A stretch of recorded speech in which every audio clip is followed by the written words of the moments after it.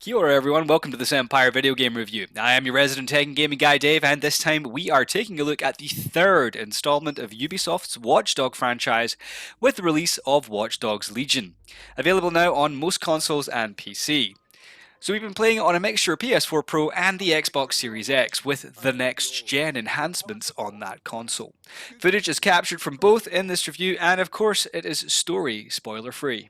Now, London, first city of the British Empire, a city of dirt and grime, and hacking and crime. Also, the setting for the latest near-future dystopic hacking adventures of the DedSec crew.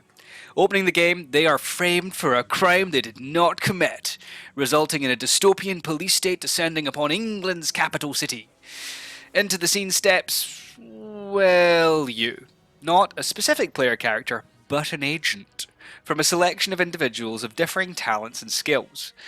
This is the beginning of the big party piece of Legion and its namesake. You are very quickly introduced to the idea that you can recruit almost anyone you bump into on the streets to the cause of freeing London, and that those individuals will possess specific skills to make certain parts of the game a little bit easier depending on what you're being asked to do. Now, I did find myself quickly taking a few preferred agents in my roster and tending to stick with them throughout the main bulk of exploring and missions. But it's certainly ambitious of Ubisoft to take this broad approach to modern storytelling. London itself presents an open city adventure, which at times can be visually arresting. Honestly, if you're playing this on the Series X in 4K, London at night in the rain is just phenomenal to look at. I mean, even if you've never really been to London, there are parts of the city that you will immediately recognise. Tower Bridge, Big Ben, Parliament, etc. But more than the sights are multiple boroughs, which are being oppressed by Albion, a private military contractor which has somehow also managed to replace the regular police force of London. Part of the gig you'll have is resisting their iron grip and setting the conditions for an uprising in each borough through a series of quests and objectives. Some of these are considerably harder than others, and as such, your operatives will need to learn new skills, hacks, and adopt new DedSec tech, representing the progression system at play in the game. Now, leaning into the idea of individuals with different skills, some characters will have certain items which are intrinsic to them. Some have specific vehicles or weapons which are theirs and theirs alone. You can add the DedSec items such as the spider drone to any character's roster, but you cannot remove the intrinsic parts of each character.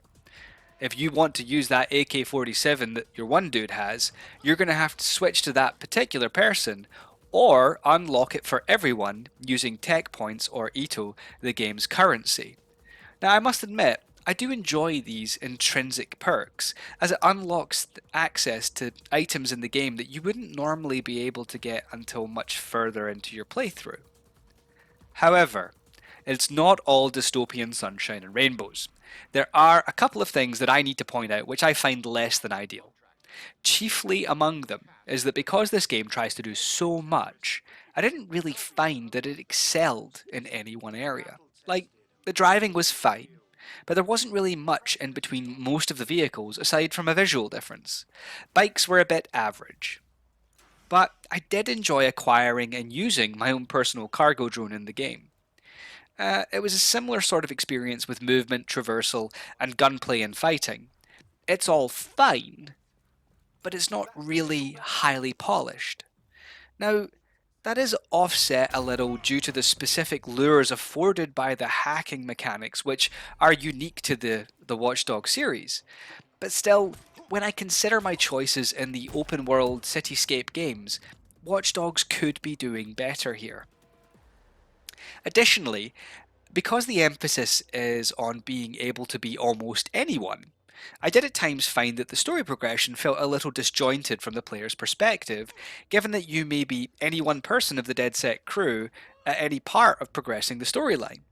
I also found that occasionally the lip sync of the characters didn't quite add up.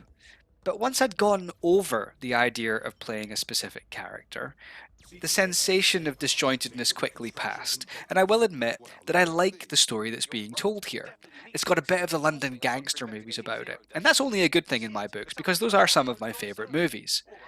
At times, however, the sheer amount of stuff to do in the game was a little bit grindy and made it a bit difficult just to get into a good flow with the adventure. Not a deal breaker by any means, but your mileage may vary, so you should be aware of those things. All in all, Legion is a good game, with beautiful visuals, especially on the next gen consoles, solid, if not amazing, mechanics, and a satisfying, if slightly drawn out campaign.